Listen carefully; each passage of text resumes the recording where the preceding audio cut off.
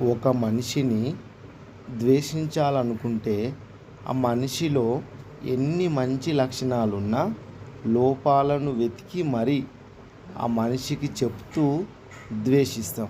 అదే ఒక మనిషిని ప్రేమించాలనుకున్నప్పుడు అతనిలో ఎన్ని లోపాలున్నా అవి కప్పి ఉంచి అతనిపై ప్రేమను కురిపిస్తూ ప్రేమతో మాట్లాడుతుంటాం.